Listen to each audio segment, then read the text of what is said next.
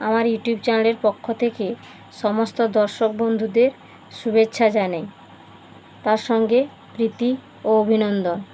আমি একটি নতুন ভিডিও শুরু করছি, ভিডিওটি পুরোটা দেখার অনুরোধ রইল। মোটিভেশন কোর্স, অনুপ্রেরণামূলক বাণী বা উক্তি। বিদ্যা সহজ, শিক্ষা কঠিন। বিদ্যা আবরণে আর শিক্ষা আচরণে। জ্ঞানীরা আগে চিন্তা করে, তারপর কথা বলে। নির্বোধরা আগে কথা বলে, তারপর চিন্তা করে। বই হলো এমন এক মাধ্যম যার সাহায্যে আমরা বিভিন্ন সংস্কৃতির মধ্যে সেতুবন্ধন করতে পারি। স্টুডেন্ট, তোমরা ক্লাসে ফার্স্ট, সেকেন্ড, থার্ড নাও হতে পারো, কিন্তু চাইলে সবাই ভালো চরিত্রের মানুষ হতে পারো। আমরা যে মানব জীবন পেয়েছি তা হলো আদর্শ মানব জীবন গড়ে তোলার উপকরণ। কলম যতই দামি হোক, যদি ভেতরে কালি না থাকে তাহলে মূল্যহীন। তেমনি মানুষ যতই শিক্ষিত হোক, ভিতরে বিবেক না থাকলে তা মূল্যহীন। একজন মহান শিক্ষক মোমবাতির মতো, যিনি নিজেকে নিঃশেষিত করে অন্যের চলার পথকে আলোকিত করেন। হাজার দিন কঠোর অধ্যয়নের চাইতে একদিন মহান কোনো শিক্ষকের সান্নিধ্যে থাকা অনেক ভালো।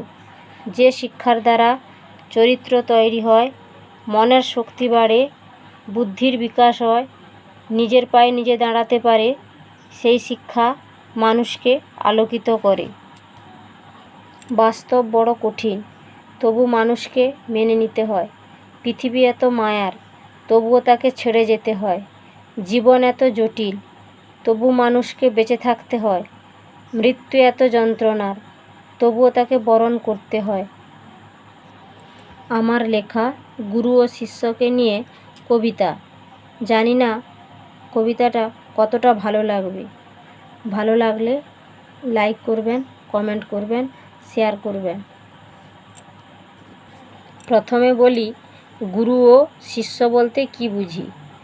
গুরু শব্দের অর্থ হলো শিক্ষক, পথপ্রদর্শক, পরামর্শদাতা, আচার্য, আবার মানবজাতিকে আলোকিত করার জন্য প্রেরিত ঈশ্বরের দূত, যিনি ঈশ্বরকে উপলব্ধি করেছেন।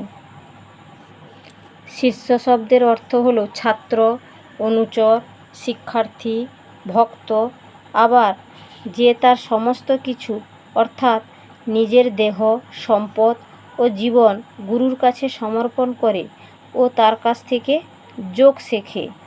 গুরু ও শিষ্যের সম্পর্ক মধুর হওয়া উচিত। গুরু ও শিষ্য। জন্ম থেকে শুরু হয় শিশুর সহজাত ধারণা।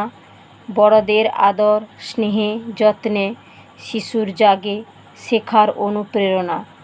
পিতামাতার কাছে মাতৃভাষা যেমন শিশুর প্রথম শেখা, গুরুর কাছে হাতেখড়ি তেমন শিষ্যের প্রথম লেখা। লেখাপড়ার মধ্য দিয়ে হয় শিষ্যের শিক্ষালাভ শুরু। শিক্ষাদান করেন যিনি, তিনিই হলেন শিক্ষাগুরু। গুরু শিষ্যের আগমনে জেগে ওঠে বিদ্যামন্দিরের প্রাণ। গুরুজ্ঞানে, শিক্ষাদানে শিষ্যরা রাখে যেন গুরুর সম্মান।